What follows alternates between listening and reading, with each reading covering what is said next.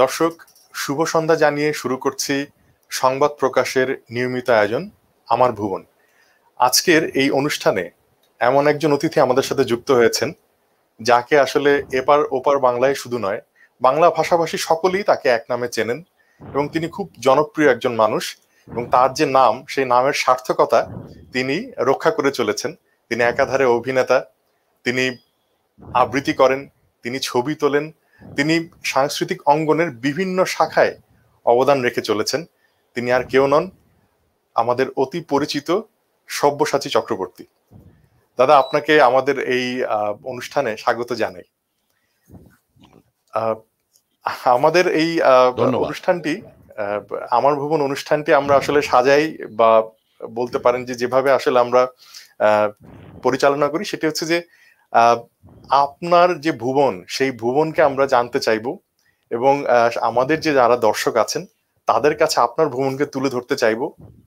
আপনি ব্যক্তি জীবনে আপনাকে সবাই বেনুদা বলে জানে এবং কাছের মানুষ যারা তারা বেনুদা বলেই চেনেন। তো আমি জানতে চাইবো যে বেনুদা থেকে সব্যসাচী চক্রবর্তী, এই যে একটা যাত্রা পথ, আপনার সব্যসাচী চক্রবর্তী হয়ে ওঠা, সেটা যদি শুরুর দিককার ঘটনাটি আমাদের জানাতেন। দেখুন, সব্যসাচী চক্রবর্তী আমি ছোটবেলার থেকেই। আমার স্কুলে আমার নামকরণ করেন আমার ঠাকুমা, আমার বাবার মা, এবং তিনি ছোটবেলার থেকেই আমার ওই নামেই আমি স্কুলে ভর্তি। কাজেই স্কুলে আমাকে সবাই ওই নামেই চিনত। পরবর্তীকালে অন্যান্য জায়গাতেও লোকে ওই নামেই চিনত, কিন্তু সব্যসাচী চক্রবর্তী অভিনেতা হয়ে ওঠাটা একটা বিরাট লম্বা কাহিনী। তো সেই খুব সংক্ষেপেই বলি, সেটা হচ্ছে যে আমি যখন আমি ছোটবেলার থেকে আমি বাড়িতে দেখেছি নাটকের রিহার্সাল হতে, কারণ আমার বাবা মা সবাই নাটকের মধ্যেই যুক্ত। আমি নাটকের পরিবারের লোক এবং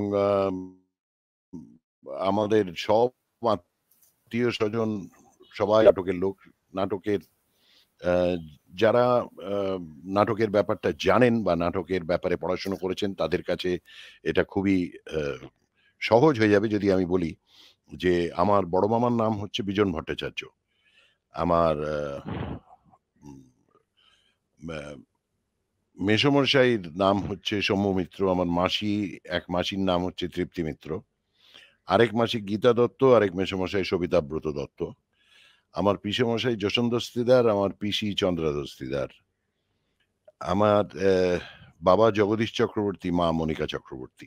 এরা সবাই নাটকেরই লোক এবং ছোটবেলার থেকেই নাটক এর সঙ্গে যুক্ত হয়েছি। ছোটবেলার থেকেই বাড়িতে দেখেছি রিহার্সাল হচ্ছে, কিন্তু অভিনয় করতে দেওয়া হয়নি। আমাকে ব্যাক স্টেজের কাজ করা হতো, করতে দেওয়া হতো, এবং ব্যাক স্টেজের কাজ করে আমি খুব আনন্দ পেতাম। কারণ এই একটা জিনিস এগিয়ে দেওয়া, সেট তৈরি করা, লাইটের কাজ করা, একদম ছোটবেলায় তো সেগুলো আমার সুযোগ হয়নি। ছোটবেলায় ওই উইংসের ধারে দাঁড়িয়ে থাকতাম, কেউ বেরোচ্ছে একটা চাদর নিয়ে আবার ঢুকবে, সেই চাদরটা হাতে ধরিয়ে দিতাম। এই ব্যাক স্টেজের কাজ করতে করতে একটা সময় এলো যখন বলেছিলেন যে পড়াশুনো শেষ না করে অভিনয় করতে দেব না, কারণ অশিক্ষিত নেতা হওয়াটা কোনো কাজের কথা নয়। তো যখন আমি কলেজে পড়ি তখন একটা ছোট একাঙ্ক নাটক হয়েছিল আমার বন্ধু তাদেরকে নিয়ে। বাবা নিজেরই নাটক নিজেই পরিচালনা করেছিলেন, সেইটা আমরা মঞ্চস্থ করেছিলাম 1975 সালে। তার আগে পর্যন্ত করতে দেওয়া হয়নি, এবং 1975 সালে প্রথম নাটকে অভিনয় করে আমি দেখলাম যে অভিনয়ের থেকে আমার ব্যাক স্টেজের কাজটা করতেই বেশি ভালো লাগে। পরবর্তীকালে এরকম নাটক করতে করতে একসময় কলকাতায় চলে আসি। বাবার মৃত্যু হয়, মাকে নিয়ে কলকাতায় চলে আসি। কলকাতায় এসে আমি আমার পিসেমশাইয়ের নাটকের দল চারবাক বলে, তার সঙ্গে অভিনয় শুরু করি। কিন্তু ব্যাকস্টেজের কাজটাই প্রধানত করতে পছন্দ করতাম। হঠাৎ করে একটি টেলিভিশন কোম্পানি শুরু হয়, অডিও ভিডিও কোম্পানি। যে অডিও ভিডিও কোম্পানিতে আমি টেকনিক্যাল কাজ করব বলেই ঢুকেছিলাম। শেষ পর্যন্ত আমাকে অভিনেতা করে দেওয়া হলো। এবং আমি মনে প্রাণে চেয়েছিলাম যে লোকে সেটা রিজেক্ট করে দিক। আমাকে বর্জন করুক যে মোটেই ভালো অভিনেতা নয় হিসেবে। কিন্তু সেটা হয়নি, হলো উল্টো। লোকে এত প্রশংসা করল যে শেষ পর্যন্ত আমি আটকে গেলাম এবং আমি পার্বণ সেই সিরিয়াল অভিনেতা মানে হয়ে গেলাম। না, ১৩ পার্বণ ছিল ২য়। ১ম টা ছিল দ্বিতীয়। বাংলা গল্প বিচিত্রা। বিভিন্ন আচ্ছা সাহিত্যিকদের লেখা ছোট, ছোট গল্পগুলো, সেইগুলো তৈরি হয়েছিল। তার মধ্যে আমি ৩ টে পর্ব হয়েছিল, তার মধ্যে ২ টো পর্বে ছিলাম। এবং তারপরে মেজর কাজ বলতে ১৩ পার্বণ। সেখানে আচ্ছা মানে আমাকে মুখ্য চরিত্র দিয়ে দেওয়া হলো। সেই মুখ্য চরিত্রটা আমি করতে চাইনি। কারণ আমার মনে হয়েছিল আমি পারব না। কিন্তু আমাদের পরিচালক যশোন্দর সুদার মনে করেছিলেন যে আমি ভুল, উনি ঠিক। এবং সেই মুহূর্তে উনি বললেন যে, "আমি যেটা বলছি সেটা হবে। তোমাকে করতে হবে।" এবং সেই আমি নেমে পড়লাম। তিনি ভুল করেননি আসলে। সেখানেও না আমি তো করিনি, করেছেন তো পিসেমশাই। কারণ না, আমি না উনি মনে ভুল করি আমি করেননি। খুব ভালো অভিনেতা। আমি অভিনেতা নই। আমি খুব নিম্নমানের অভিনেতা।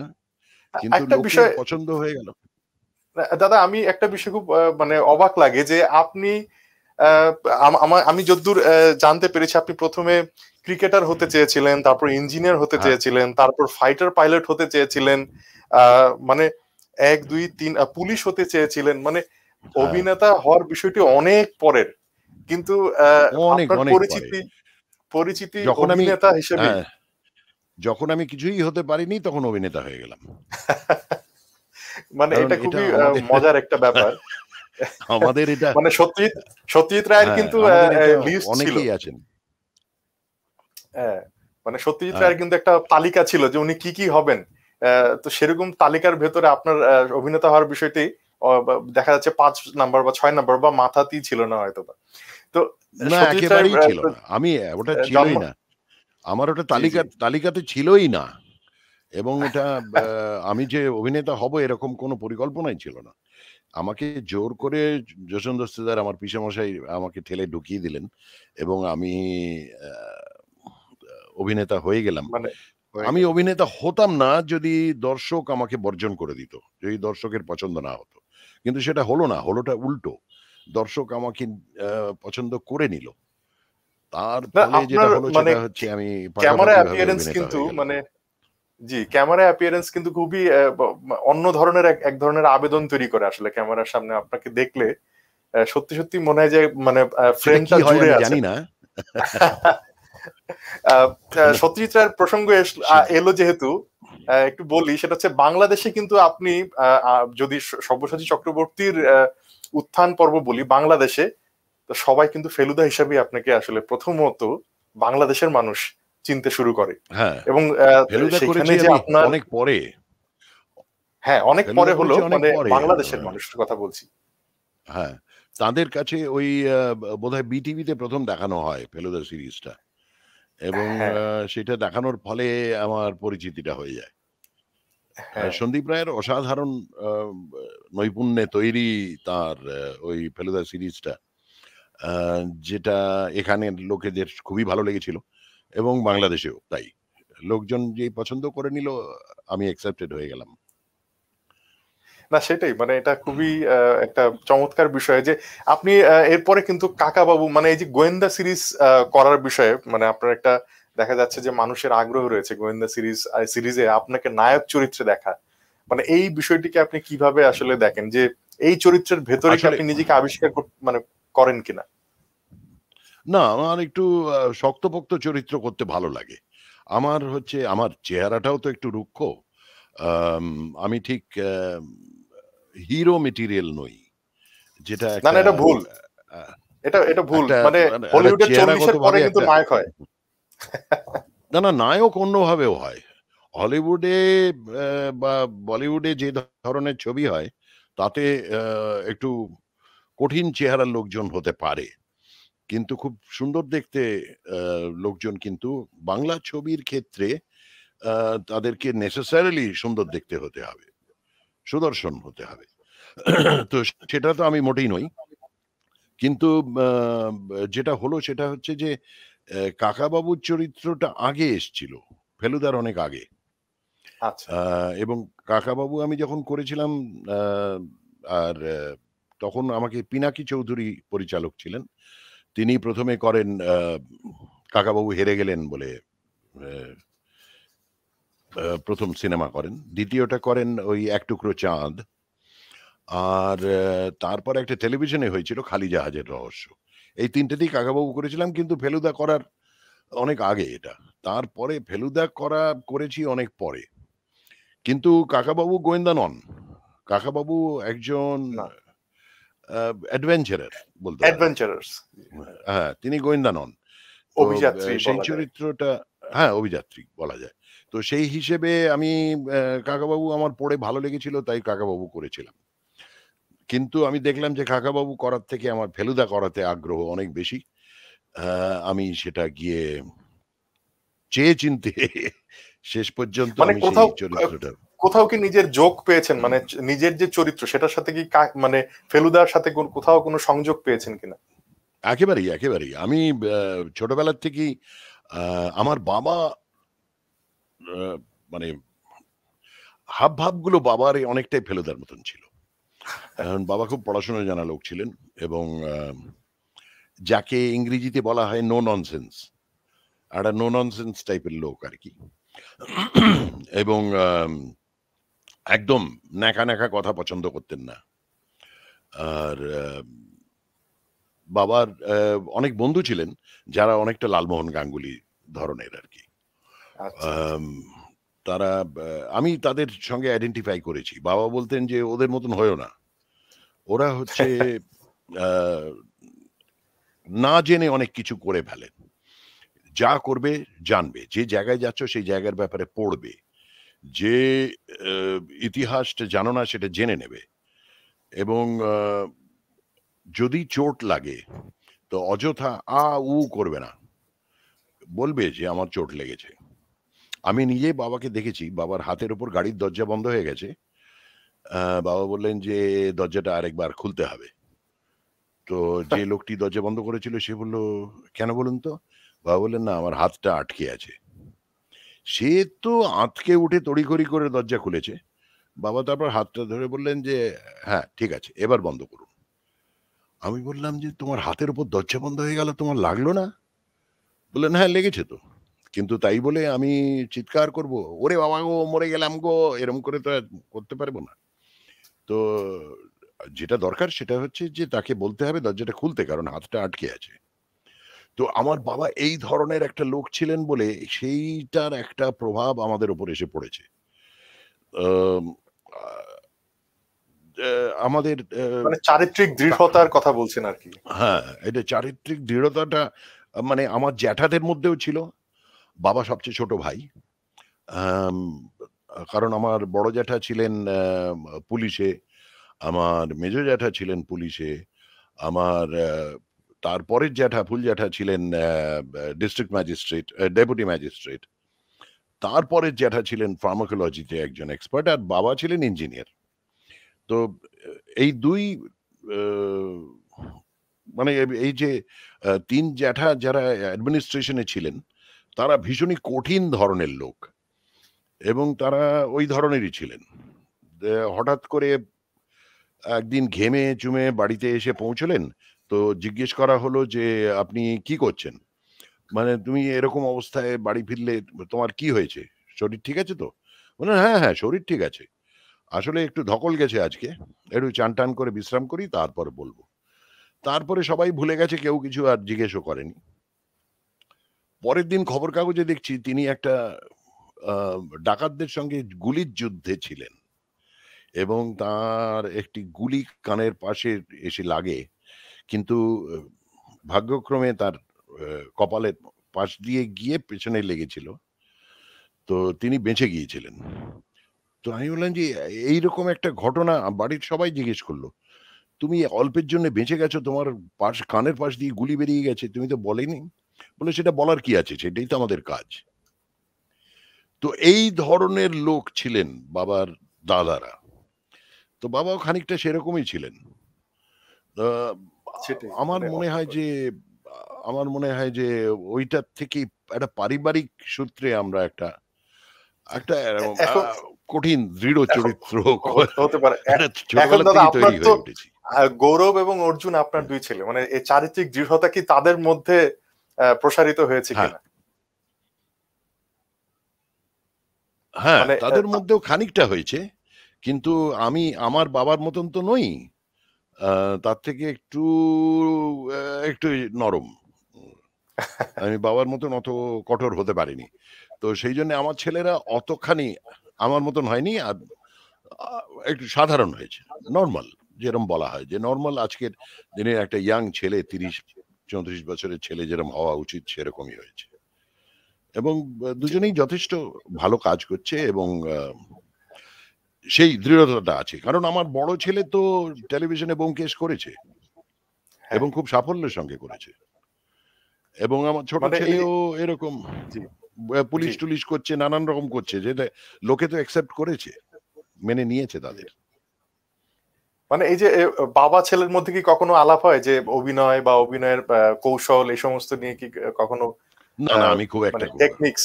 না, না, আমি টেকনিক নিয়ে আমি খুব একটা কথা বলি না আমি ছেলেদের সঙ্গে। তার কারণ তার একটা নিজস্বতা থাকা উচিত। আ আমি যেরমভাবে শিখেছি, কারণ আমার তো কোনো আ সেইভাবে অভিনয় নিয়ে কোনো শিক্ষার প্রতিষ্ঠানে আমি আ পড়াশুনো করিনি অভিনয় নিয়ে। তো যেমন সাধারণত লোকে ফিল্ম ইনস্টিটিউট বা আ ড্রামা স্কুলে পড়ে যেরমভাবে তৈরি হয়, সেই ধরনের ফরমাল ট্রেনিং তো আমার কোনোদিনই ছিল না। আমরা তো আহ, সামনাসামনি দেখেছি লোককে অভিনয় করতে, কিভাবে করতে হয়, লজিকটা কি হয়, সেইভাবে বিশ্লেষণ করা হয় চরিত্রটা। আম মানে magic common bullet sense theory ব্যবহার বলে যে, করা। হ্যাঁ, সেটাই। মানে ওইটুকুই। ওইটা করতে, করতেই আমরা শিখেছি। কাজেই আমি যেহেতু খুব কোয়ালিফাইড একজন অ্যাক্টর নই, কাজেই আমার মনে হয় না যে আমার ছেলেদের খুব একটা শেখানো উচিত। এটা তারা দাদা নিজের আপনার থেকে বিনয়। যা করবে সেটাই ভালো। এটা আপনার বিনয়। আহ, দাদা আমি জানতে চাবো যে এই যে অভিনয়ের ফাঁকে ফাঁকে বা আমি যদি ভুল না করে থাকি, আপনি বোধহয় ফটোগ্রাফিটাও ভীষণ রকম ভালোবাসেন এবং সুযোগ পেলেই ওয়াইল্ড ফটোগ্রাফি করেন। হ্যাঁ, তো এই যে এই এই হ্যাঁ, কোভিড তো ওয়েল চলছে ওয়েল আসলে, হ্যাঁ, এই করোনার মধ্যে হ্যাঁ, আসলে আপনি মানে বেরোতে পারছেন না, আপনার কি দম বন্ধ একেবারেই না। লাগছে? ভীষণ খারাপ লাগছে। কারণ আমরা প্রায় বছরে ৩ বার ৪ বার করে বাইরে যাই। যেতাম ২০২০ র আগে পর্যন্ত। ২০২০ ফেব্রুয়ারি মাসে আমরা গিয়েছিলাম একটু পাহাড়ে। আম অনেক জঙ্গল হয়ে গেছে। এবার একটু পাহাড়ে গিয়ে একটু বিশ্রাম করে আসি। এই গাড়ি নিয়ে আ বাঘের পেছনে না দৌড়ে একটু বিশ্রাম করি। তো আমরা সেইটা ফেব্রুয়ারি মাসে যাওয়ার পর থেকে মার্চ মাস থেকে লকডাউন শুরু হয়ে যায় এবং আমরা ঘরবন্দি। তারপরে যখন লকডাউন ওঠে তখন আমরা নভেম্বরে ২০২০ তে একটা সুযোগ আসে আমরা জঙ্গলে যাই। আম সেখানে কয়েকদিন ছবি তোলা হয়।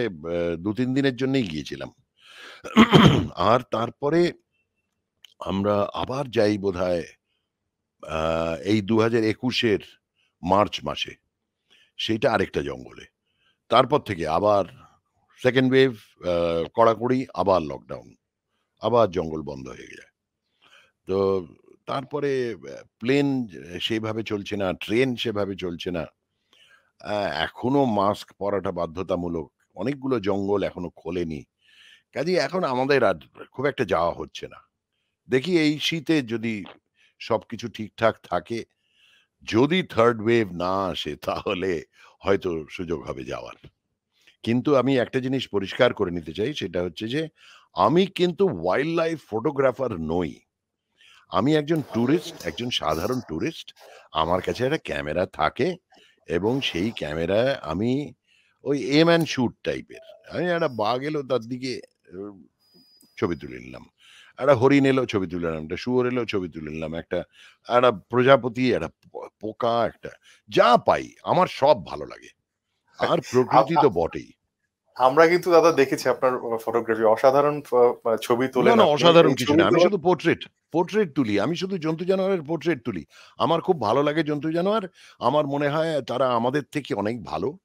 তাদের মধ্যে কোনো লোভ নেই, হিংসে নেই, একদম তাদের মধ্যে আহ, আহ, কুচুটেপনা নেই, যেটা একজন আরেকজনকে ঈর্ষা করে না, একজন আরেকজনের জিনিস কেড়ে নেয় না। আমাদের মনুষ্য সমাজে বড় সমস্যা।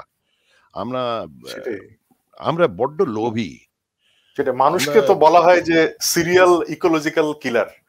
মানে একদম, একদম। আমরা তো আমরা হত্যাযজ্ঞ করেই চলেছি, আমরা নিজেদেরও ক্ষতি করছি। মানুষ বড্ড বেশি খারাপ হয়ে গেছে। মানুষ নানান রকম দিক থেকে মানুষ বা যুদ্ধ করে। অ্যা আ মানুষের এই সমাজে যেহেতু মানুষ উন্নত বুদ্ধিমান একটা প্রাণী, সে টাকা আবিষ্কার করেছে, সে বার্টার সিস্টেম তৈরি করেছে। সে ওই টাকার লোভে নিজের বন্ধু-বান্ধব, আত্মীয়-স্বজন সবাইকে বর্জন করে দিতে পারে। এই মানুষ বড্ড খারাপ হয়ে গেছে। কারণ আজকের সমাজটা এমন একটা হয়ে দাঁড়ায়ছে, কেউ কাউকে বিশ্বাস করে না। কারণ এরকম একটা সমাজ আমার ভালো লাগে না। আমার মনে হয় যে যখন ভালো মানুষ খুঁজে পাই তখন খুব আনন্দ হয়। যে আরে এই মানুষটা তো এরকম নয়। তখন সেই হিসেবে মানে আমরা এমন একটা সমাজ তৈরি করেছি আমাকে টাকা রোজগার করতেই হবে। আমি টাকা রোজগার না করলে আমি বাঁচব না। আমি ইলেকট্রিক বিল দিতে পারবো না। আমি আমি গ্যাস কিনতে পারবো না। আমি আমি গাড়িতে করে কোথাও যেতে পারবো না। আমি বেড়াতে যেতে পারবো না। আমি ক্যামেরা কিনতে পারবো না। আমি একটা সবকিছুই অর্থ। ভোগবাদী মানসিকতা। হ্যাঁ, এই ভোগবাদী মানসিকতাটাই মানুষকে বোধহয় খারাপ করে দিয়েছে। কারণ আমাদের দেশের আমাদের পৃথিবীর অনেক জায়গায় সেটা আছে। আবার অনেক জায়গায় নেইও। রাজনীতি থেকে যদি টাকা পয়সার লেনদেনটা না থাকে না, রাজনীতিতে ভালো লোক আসতে আরম্ভ করে দেবে। রাজনীতি যেহেতু সেটাই। সেখানে অর্থ আছে, অনেক বাজে লোক ঢুকে গেছে। এখনো অনেক ভালো লোক আছে রাজনীতিতে যারা অর্থের জন্য রাজনীতি করে না, সত্যি, সত্যি ভালো কাজের জন্যই করে। তো বা বা সেইরকমই আমাদের সাধারণ সমাজেও অনেক মানুষ আছে যারা অর্থের পেছনে দৌড়োয় না। মনুষ্যত্বের পেছনে দৌড়োয়। মানে তো সব আমি আমি সেখানে আমি মনে করি সব জায়গাতেই ভালো খারাপ আছে আসলে। রাজনীতি তা তো বলি, বটেই। ১০০ বার, ১০০ বার সর্বক্ষেত্রে। সব জায়গাতেই আছে। আমাদের সিনেমা মানে লাইনেও আছে। সিনেমা লাইনে একদম, প্রচুর একদম। ভালো লোক আছে, প্রচুর খারাপ লোক আছে। কিন্তু একদম। ওই আমি যে একদম সাংঘাতিক ভালো লোক সেটা আমি বলছি না। আমি আমার মধ্যে সবাই দোষে গুণে মানুষ। আমার মধ্যে অনেক দোষ আছে। কিন্তু আমি চেষ্টা করি যে আরেকজনকে ক্ষতি না করে যদি আমি একদম। বেঁচে থাকতে পারি, তাহলে বোধহয় সবচেয়ে সেটাই। ভালো বাঁচা হয়। সেটাই মানে সেই জায়গাটা সচেতনভাবে যদি পালন করা যায়। দাদা আপনি একদম। তো মানে হিন্দি ছবিতে অভিনয় করেছেন, তামিল ছবিতে অভিনয় করেছেন, বাংলা আ দেশের ছবিতে অভিনয় করেছেন এবং বাংলাদেশে হ্যাঁ, আপনি এসেছেন। বাংলাদেশের হ্যাঁ, শিল্পীদের সাথে মিশেছেন এবং হ্যাঁ, কো-আর্টিস্ট হিসেবে তাদেরকে পেয়েছেন। আ হ্যাঁ। সেই সময়ের কোনো স্মৃতির কথা যদি মনে থাকে বা যদি বলতে চান আমাদের না খুব একটা কিছু নয়। বাংলাদেশের। এগুলো হচ্ছে আমি আম আম হিন্দি ছবি কয়েকটাই করেছি। তবে বেশিরভাগ হিন্দি ছবি হচ্ছে বড়, বড় স্টার থাকেন তো। তো তাদের ডেট নেওয়ার পরে যখন হঠাৎ করে মনে হয় যে আচ্ছা ওই লোকটাকে দেখে নেওয়া যাক। তখন ফোন করে বলে যে, "আপনি কয়েকদিনের জন্য চলে আসতে পারবেন?" আমি বললাম, "না এরমভাবে বললে আর যেতে পারব না।" অনেক আগের থেকে ডেট নিতে হয়। সেইজন্য হিন্দি ছবি খুব একটা করে ওঠা হয় না। আর তামিল ছবি করিনি। আমি আম একটা কন্নড় ছবি করেছিলাম। এবং সেই কন্নড় ছবিটি ভালোই চলেছিল। তবে আমি দেখলাম যে সেই ভাষাটা ভালো করে বলতে পারছিলাম না বলে, আমি আর অনেকগুলো মানে বুঝতে পারছিলাম না। কাজেই তাদেরকে আমি অনুরোধ করেছি যে আমাকে আর এই সুযোগ দেবেন না। কারণ যে কথাটার ভালো করে মানে বুঝতে পারি না তাতে অভিনয়টা করা যায় না। কাজেই সেখান থেকেও বেরিয়ে এসেছি। ইংরেজি ছবি ২-১ টা করেছি। আম হলিউডের ছবি একটাই করেছি। আর ইংরেজি ছবি একটা এখানে তৈরি ইংরেজি ছবি এতে একটা করেছি। আর আমাদের বাংলাদেশে গিয়ে আ ২-১ টা কাজ করার সুযোগ হয়েছিল আগে। আম আ শেষ আফসানা শেষ আফসানা গন্ডি ছবিটা মিমির করেছেন। হ্যাঁ, আফসানা মিমি একটা ছবি করছিলেন, যে সেই ছবিটা শেষ হলো না। আম কৃষ্ণচূড়া প্রোডাকশনস এর ছিল। ছবিটার নাম ছিল 'রান'। আ সেখানে একটা ১৯৭১ একজন পাকিস্তানি মেজরের রোল করছিলাম আমি। এবং সেটা ছিল ফ্ল্যাশব্যাক ছবিতে। তো ছবিটা বেশ দাঁড়াচ্ছিল, কিন্তু বিভিন্ন কারণে ছবিটা বন্ধ হয়ে যায়। তো আমার একটু আচ্ছা, দুঃখই হয়েছিল। আর তার পরবর্তীকালে আরেফিনের ছবিটা, ফখরুল আরেফিন খান, জি, আম আরেফিন ভাইয়ের ছবিটা হয়েছিল যে 'গন্ডি' বলে, এবং জি, জি, সেটা খুব ভালো হয়েছিল ছবিটা। এবং সেখানে আমি একজন ঠাকুরদার রোলে ছিলাম আরকি। আমার আম ছেলে এবং বৌমা তারা থাকে লন্ডনে, এবং আমার নাতনির সঙ্গে এইরকম আ অনলাইন কথা হয়। আচ্ছা, "কি আছে? কি দাদুভাই কি করছো?" "ও আচ্ছা তাই? হ্যাঁ, না জন্মদিনের পার্টি হয়েছে?" এরম ধরনের ছিল একটা। তো তারা হঠাৎ করে এই ভদ্রলোকের ব্যাংকে গিয়ে এ একটু বয়স হয়ে যাওয়াতে হয়ে কি মাথাটা সবসময় পরিষ্কারভাবে কাজ করে না। তো ব্যাংকে গিয়ে একটা অ্যাক্সিডেন্ট হয়। অন্য লোকের অ্যাকাউন্টে নিজে টাকা ট্রান্সফার করে হ্যান-ত্যান। সেই অন্য মানুষটি ছিলেন একজন মহিলা, এবং সেই মহিলার সঙ্গে একটা বন্ধুত্ব হয়ে যায়। যেটা সমাজ ঠিক মেনে নেয় না। তারা বলে যে এই বয়সে গিয়ে প্রেম করছে দেখো। তো আসলে সেটা প্রেম নয়, এটা বন্ধুত্ব ছিল। তো আমাদের সমাজের যে গণ্ডিটা আছে সেই গণ্ডিটা আমাদের এখনো বন্ধুত্ব করতে দেয় না। এরম ধরনের একটা সাবজেক্ট ছিল। অত্যন্ত জি, ভালো হয়েছিল। অনেকেই পছন্দ করেছিলেন ছবিটা।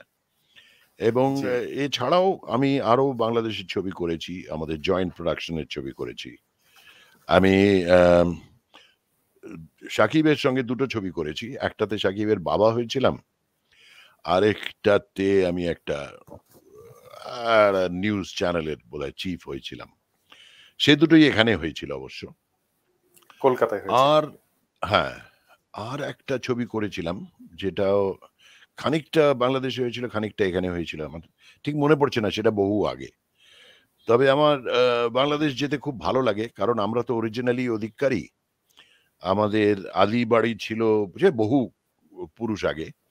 আ আ আমাদের আমরা ছিলাম ওই নাটোর, রাজশাহী, পাবনা ওই অঞ্চলের। আচ্ছা, আচ্ছা, আচ্ছা। আর আমার মামা বাড়ি হচ্ছে ফরিদপুরের। তো আমরা বেসিক্যালি ওদিককার। তো ও কিন্তু বহু জেনারেশন আগে আমরা এদিকে চলে আসি। তো কাজের সূত্রে।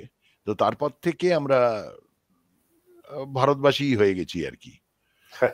তো না ১৯ আসলে হ্যাঁ, সবাই তো আমরা পৃথিবীবাসী আসলে। মানে এটা পৃথিবীবাসী। আমরা সবাই পৃথিবীবাসী। মানচিত্র দিয়ে সেটা তো আমি এক ধরনের বাংলাদেশে যখন রিপ্রেজেন্ট করি। যাই তখন আমি এটা নোটিস করি যে ওখানকার লোকজন আমাকে আমাকে কতখানি পছন্দ করে সেটা আমি টের পেয়েছি। জি, তা তো সেটা অবশ্যই। মানে আনন্দের আপনি বিষয়। বাংলাদেশে ভীষণ জনপ্রিয় এবং জনপ্রিয় বলতে ২ ধরনের ব্যাপার আছে কিন্তু। আমি যেটা মনে করি সেটা হচ্ছে যে, এক ধরনের জনপ্রিয়তা হচ্ছে যে তারকা, এক ধরনের দূরত্ব থাকে। মানুষ ছুঁয়ে দেখতে চায় যে সে সত্যি, সত্যি আকাশের তারকা কিনা। কিন্তু আপনার বেলায় যেটা বলব হুম। সেটা হচ্ছে যে, আপনাকে কিন্তু আপন মানুষ মনে হয়। সেই ধরনের তারকা। মানে আছে না যে কোনো দূরত্ব নেই এরকম মনে হয়। তো আমাদের দেশের মানুষ আপনাকে সেইভাবেই আসলে গ্রহণ করেছে সেটা অন্তত আমি বলতে পারি। না আমার আমার দাদা আমি আমার আমার হ্যাঁ, জি, আমার ব্যক্তিগত জি। ব্যবহারটাই তাই। আমি কিন্তু ওই সেইরকম একটা ধরা-ছোঁয়ার বাইরে মানুষ নই। আমি আমার এখানেও তাই, এদেশেও তাই। বাংলাদেশেও তাই, এখানেও তাই। আমি সাধারণের সঙ্গে মিশি। জি। মানে সাধারণের ভেতর অসাধারণ। আমি দাদা একটা ব্যাপার জানতে চাইবো। এটা শেষের দিকে আমরা। সেটা হচ্ছে যে হ্যাঁ, আপনি যেহেতু ইন্ডাস্ট্রিতে অনেকদিন ধরে আছেন, হ্যাঁ, কলকাতা এবং আ আ বোম্বেতে কাজ করেন, মুম্বাইতে কাজ করেছেন এবং আরো বিভিন্ন ইন্ডাস্ট্রিতে কাজ করেছেন। ঢাকাই ইন্ডাস্ট্রিতেও কাজ করেছেন। তো হ্যাঁ। আমি জানতে চাইবো না যে কোন ইন্ডাস্ট্রি ভালো, কোন ইন্ডাস্ট্রি খারাপ সেটা না। আমি জানতে চাইবো যে সামগ্রিকভাবে এই যে চলচ্চিত্রের যে অবস্থা দাঁড়িয়েছে যে এক ধরনের এখন মানুষ কিন্তু ঠিক স্টারডম বলতে পারে তারকা নির্ভর ছবি নয়, মানুষ এখন গল্প নির্ভর ছবি বানাতে চায়। সেখানে আবার শুধুমাত্র বাণিজ্য নয়, কিছুটা শিল্পও যোগ করতে চায়। এই যে এক ধরনের মাঝামাঝি একটা জায়গা দিয়ে চলছে সবাই, এই যে ট্রেন্ড বা আমি বলবো এক ধরনের সংস্কৃতি শুরু হয়েছে, এটাকে আপনি কিভাবে ব্যাখ্যা করবেন? আমার মনে হয় এটা একটা ট্রানজিশন। এটাকে ইংরেজিতে এটা একটা ট্রানজিশন, আমি বাংলায় কি বলবো বুঝতে পারছি না। একটা চলার পথে একটা পরিবর্তন আসতে, আসতে থাকে। দেখুন সবকিছুই এই জগতে সবকিছুই পরিবর্তনশীল। কাজেই মানুষের সমাজ যেমন আস্তে, আস্তে পরিবর্তন হয়ে যাচ্ছে। আগে কি আমরা এরম ভাবতে পারতাম যে এরম একটা ল্যাপটপের সামনে বসে আমি আর আপনি কথা বলছি? যে একটা ফোনে আমরা কথা বলতে পারি? যে আমি অ্যা দুটো ২-৩ বার টিপে আমি এখান থেকে আমেরিকা অব্দি কথা বলতে পারি, পৃথিবীর অন্যদিকে। তো এই টেকনোলজিটা বাড়তে, বাড়তে মানুষের সমাজও পাল্টে গেছে। তো সেইরকমভাবে টেকনোলজি বাড়তে, বাড়তে সিনেমার একটা প্রবর্তন হয়েছে। এবং এই হতে, হতে সিনেমার এখন ব্যাপার হয়েছে কি, আগেকার দিনের যে সিনেমা হতো, সেই সিনেমাটা হচ্ছে আমাদের সমাজের মধ্যে সীমাবদ্ধ। কারণ আমাদের সমাজ তখন বাইরের ছবি দেখেনি কোনোদিন। তারা টেলিভিশন কি সেটা জানতো না।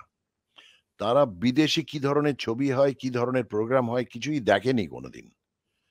তখন এক ধরনের ছবি পছন্দ করত।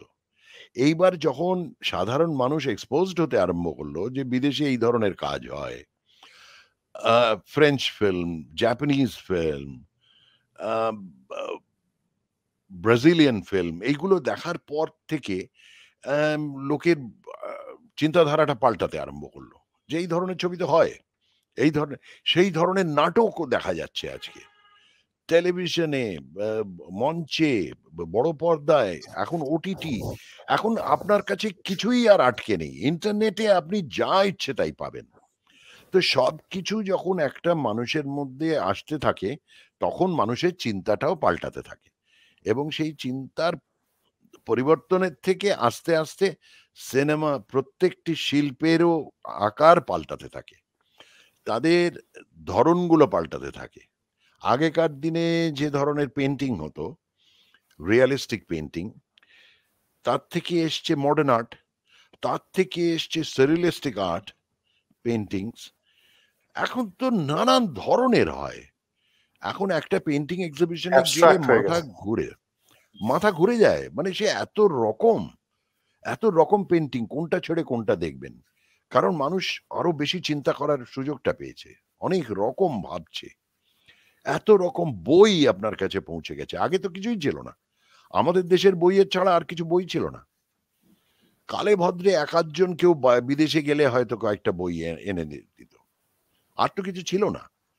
এখন আস্তে, আস্তে এই পরিবর্তন যেটা হবে, এই পরিবর্তনের একটা ট্রানজিশন একদম আউট অ্যান্ড আউট কমার্শিয়াল ছবি এবং out and out art film যেটা, তার মাঝামাঝি একটা মেইনস্ট্রিম থেকে একটু সরে আর্ট ফিল্ম থেকে একটু কমার্শিয়ালাইজ করে যে ধরনের ছবি আমরা হলিউডে দেখে থাকি।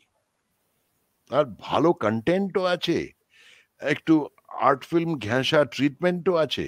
অথচ গল্পগুলো খুব সাধারণ কমার্শিয়াল গল্প। এইগুলোর থেকেই আস্তে, আস্তে নানান রকম ছবি তৈরি হচ্ছে। এখন মানুষের চিন্তা তো এন্ডলেস, তাই বলব যে এর কোনো শেষ নেই। কাজেই সেটাই, মানে আগামী এখন দিন জনরাও মিশিয়ে মিশিয়ে দেয়া হচ্ছে। থ্রিলারের সাথে একদম, হরর, একদম। হররের সাথে ড্রামা, মানে এটার কোনো সবকিছু। আসলে শেষ নেই। না, একদমই তা নেই। এটার কোনো আ- সীমাবদ্ধতা নেই, সেইজন্যে বলছি। আপনার কি কোনো ব্যক্তিগত পছন্দ অপছন্দ আছে যে আমি এই জনরাতে কাজ করতে পছন্দ করি, নাকি না, না, না, যে না। কোনো ভালো চরিত্র হলে? হ্যাঁ, হ্যাঁ। আমি সব রকম জিনিস পছন্দ করি। আমার কমার্শিয়াল ছবিও ভালো লাগে। আমার উম আ এমনি আউট অ্যান্ড আউট বাচ্চাদের ছবিও ভালো লাগে। আমার খুব কমপ্লিকেটেড আ surrealistic ছবিও ভালো লাগে। এই তো যেমন ক্রিস্টোফার নোলানের 'টেনেট' দেখেছেন কি? জি, জি, জি, জি। মানে এত কমপ্লিকেটেড একটা ছবি শুরুতে খুব যে নেগেটিভ দুটো রিভিউ ছিল, টাইমলাইন চলছে এখন একসঙ্গে। পজিটিভ। একটা ফরওয়ার্ড, হ্যাঁ, একটা হ্যাঁ, ফরওয়ার্ড, একটা ব্যাকওয়ার্ড। এইটা একদম, এটা একদম। কি করে হয় একটা ছবির মধ্যে দুটো টাইমলাইন একসঙ্গে চলছে? লোকে তো গুলিয়ে গেছে পুরো। কিন্তু এটাও তো একটা এক্সপেরিমেন্ট। একদম। কিন্তু এই ধরনের ছবি যেগুলো মাথার উপর দিয়ে বেরিয়ে যায়, এরকম অনেক ছবি আছে যে আমি দেখলাম, আমি কিছুই বুঝলাম না। কিন্তু সেটার মধ্যেও একটা এক্সপ্রেশন আছে যেগুলো বোঝা যায়। সেটা আবার সময় নিয়ে খেলা। আমাদের ক্রিস্টোফার নোলান কিন্তু সময় নিয়ে খেলেন। এর আগে ইনসেপশন ছিল। একদম। ইনসেপশনও একই ব্যাপার দেখেছি। ইনসেপশনও তাই ছিল। আমাদের এখন হয়েছে কি, আমার একটু অ্যানিমেশন ছবিও খুব ভালো লাগে বাচ্চাদের। আম ভীষণ, ভীষণ পছন্দ করি আমি। কারণ কণ্ঠ ছোটবেলা দিয়েছেন থেকে কি? হ্যাঁ? কণ্ঠ দিয়েছেন অ্যানিমেশন ফিল্মে কোনো অ্যানিমেশন হ্যাঁ, ফিল্মে? বহু। এখন আমাদের এখানে একটা টেলিভিশন আমাদের ওই মহাকাব্য, মহাভারত বলে যেটা আছে, আচ্ছা। সেই মহাভারতের গল্প হচ্ছে অ্যানিমেশনে। আম এটা প্রতি রোববার দিন বোধহয় দুপুরবেলা না কখন দেখানো হয়। ওটা বেসিক্যালি বাচ্চাদের জন্যেই। কিন্তু বড়রাও দেখছে। আচ্ছা। তো সেইখানে আমি ওই ন্যারেটর কাম আ প্রপিতামহ, যে সে আচ্ছা, আচ্ছা। তার তার চরিত্রে ভয়েস ওভার করছি। বেশ গম্ভীর গলা করে একটা। আ জি। ঠিক আছে। ওগুলো আমার অ্যানিমেশন ভীষণ ভালো লাগে। এটা বলে কোনো লাভ নেই। আমার ১ নম্বর ফেভারিট যদি বলতে হয় তাহলে অ্যানিমেশন ছবি। কারণ আচ্ছা, অ্যানিমেশন আচ্ছা। ছবিতে এমন অনেক কিছুই করানো যায়, যেগুলো বাস্তবে করানো যায় না। দাদা আপনি কি মানে বা আবৃত্তি করেন মানে না, আপনি নিয়মিত? একদম ১ম এই বললেন যে আমি আবৃত্তিকার। আমি কিন্তু আবৃত্তি করি না। আমি কবিতা পাঠ করি না, আবৃত্তি করি না, একদমই নয়। আমি ওটা শিখিনি। আমি ওটা কিন্তু আপনাকে জানিও না। আমি কবিতা পাঠ যদি আবৃত্তি না বলি, পাঠ করতে শুনেছি। আ কোথায় শুনেছেন? অনেকদিন আগে। বলুন। অনেকদিন আগে টেলিভিশনে দেখছিলাম বোধহয়। অনেক, অনেক বছর আগে, প্রায় ১০-১২ বছর হবে। কোন এক তাহলে সেটা অনুষ্ঠানে আমার ঠিক মানে নাটকের কোনো অংশ ছিল তাহলে। আচ্ছা, আচ্ছা, আচ্ছা। কিন্তু আপনার না, গলা না, কিন্তু আমি অসাধারণ অসাধারণ গলা তো আবৃত্তির অসাধারণ তো যোগ্য। অনেকেরই থাকে। আমার তো সাংঘাতিক গলা, তাহলে আমার তো ভালো গান করা উচিত ছিল। আমি গাইতে পারি না তো। আমি তো গান গাইলে রাস্তার কুকুর বা গাধারা চিৎকার করতে আরম্ভ করবে যে, "আমাদের কোথার থেকে রাইভাল এসে গেল।" না, না, না দাদা। এটা আপনি আপনি পাঠ করলেও চমৎকার লাগবে। এটা হচ্ছে আমার একেবারেই নয়, উপলব্ধি। একেবারেই না। যদি তো একজন দাদা অনেক আমাদের অনেক অনেক সময় আমরা পেলাম আপনার কাছ থেকে আসলে। যদি শেষ কিছু বলতে চান বলতে পারেন। আমরা শেষ একদমই না, করব আর আরকি। কিচ্ছু বলার নেই। কারণ এই বলার কোনো শেষ নেই। আপনার প্রশ্নেরও শেষ হবে না, আমার বলাও শেষ হবে না। কাজেই যতটুকু এটা আপনার ঠিক মনে হয় যে এটুকু এডিট করে দেখাবেন। কিন্তু আবার খুব বেশি কথা বলতেও ভালো লাগে না। আ আবার কয়েক সময় খুব ইচ্ছে করে যে এইটা যখন প্রশ্ন করলেন তাহলে আরেকটু বলি। এরম নানান রকম হয় আরকি। তবে আমার আলাদা করে কিছুই বলার নেই। আপনাদের অনেক ধন্যবাদ যে আমাকে এই সুযোগটা দিলেন। জি। দাদা অনেক ধন্যবাদ বাংলাদেশের পক্ষ থেকে এবং সংবাদ প্রকাশের পক্ষ থেকে। ভালো থাকবেন, সুস্থ থাকবেন যেহেতু মহামারী চলছে। অ্যা নিশ্চয়ই আমরা আবার আপনাকে পাবো সামনে হ্যাঁ, তবে এইটা অন্য একটা কোনো কথা জানিয়ে অনুষ্ঠানে। রাখি যে এটা বাংলাদেশে খবরে বেরিয়ে গেছে। তবুও বলছি যে আ আরেফিনের যে নতুন ছবিটা হতে চলেছে, তাতেও আমার একটা চরিত্র আছে। বাহ! কাজেই আবার হয়তো বাংলাদেশ যাব। জি, আমরা আশা করি যে আবার আপনাকে আমরা আমাদের মধ্যে দেখতে পাবো। ধন্যবাদ। নিশ্চয়ই। দর্শক আপনারা যারা এতক্ষণ সব্যসাচী চক্রবর্তীর কথা শুনলেন এবং আমাদের সঙ্গে ছিলেন, তাদেরকে ধন্যবাদ জানিয়ে শেষ করছি। সবাইকে শুভরাত্রি।